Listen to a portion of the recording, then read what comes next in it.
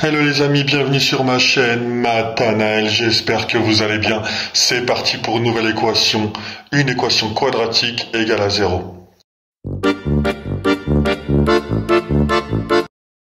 Donc on doit la factoriser.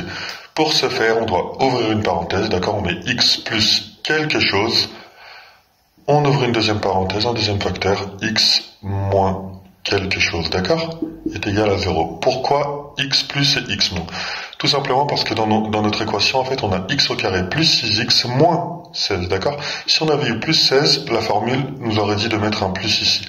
Ce n'est pas le cas. On enlève tout ça. On remet le moins, d'accord, le signe négatif. Ensuite, pour trouver ces deux valeurs, qu'est-ce qu'il faut faire?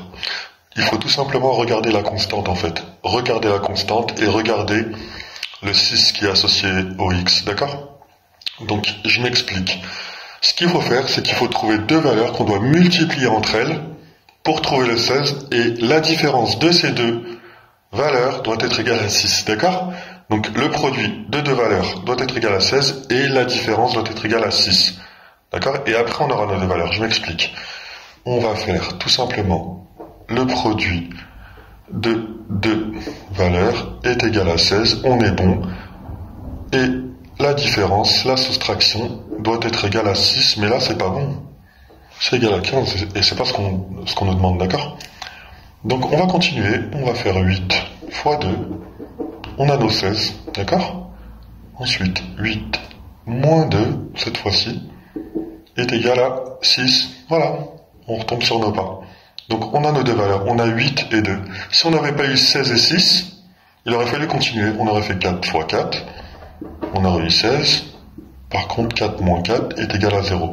On n'aurait pas été bon dans tous les cas. Donc, hop, on a trouvé le 16 et le 6, on a nos valeurs, le 8 et le 2. On va tout simplement les mettre ici. D'accord? 8 et 2. D'accord? Ensuite, ce qu'il va falloir faire, en fait, quand on a une équation de ce genre et qu'on arrive à trouver les deux facteurs est égal à 0, on sait que quoi qu'il arrive, les deux facteurs, enfin ce facteur-là est égal à 0, et ce facteur-là aussi est égal à 0. D'accord? Je m'explique. Donc on va le nommer x1 et x2, parce que les valeurs sont différentes. Alors on va commencer à écrire x plus 8 est égal à 0. D'accord? Et le deuxième, x moins 2 est égal à 0. J'ai oublié de mettre le 2 là et le 1 ici. D'accord? Ensuite, on bascule le 8 de l'autre côté, d'accord? Ce qui va nous donner x1 est égal à moins 8, d'accord? Le signe change. Et là, x2 est égal à moins 2. On le bascule de l'autre côté, plus 2, d'accord? On a nos deux valeurs. Voilà. Donc on est bon. Voilà. On va effacer tout ça. Et pour vérifier si ces valeurs sont bonnes, on va tout simplement remplacer notre inconnu par moins 8 dans un premier temps. Ensuite, on va remplacer notre inconnu par plus 2, d'accord?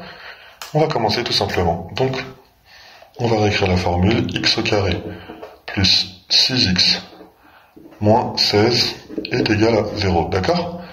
Et là, on remplace tout simplement. Donc, moins 8 au carré plus 16 fois moins 8, d'accord? Faut pas se tromper de signe, hein. On va le mettre entre parenthèses, comme ça on ne se trompera pas. Moins 16 est égal à 0, d'accord? Alors, moins 8 fois moins 8 au carré, ça fait plus 64, plus 6 fois moins 8, moins 48, moins 16 est égal à 0, d'accord?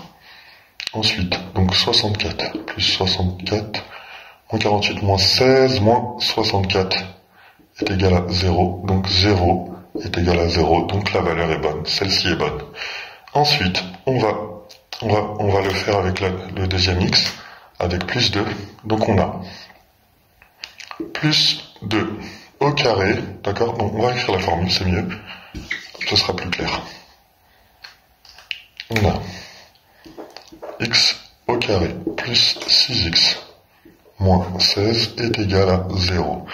Alors, plus 2 au carré plus 6 fois 2 moins 16 est égal à 0. D'accord?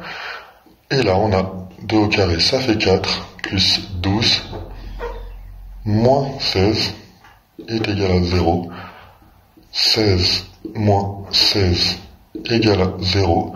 0 est égal à 0. Donc, la deuxième valeur est bonne aussi. D'accord? Hop. On a ça. Et on a ça. Voilà, j'ai bien aimé cet exercice, je ne sais pas si vous avez aimé, je ne sais pas si vous avez compris le processus en fait. En tout cas, voilà, on a trouvé nos deux valeurs, donc on est bon. Donc voilà, j'espère que vous avez aimé cette équation. N'hésitez pas à la liker et à vous abonner. À très bientôt les amis.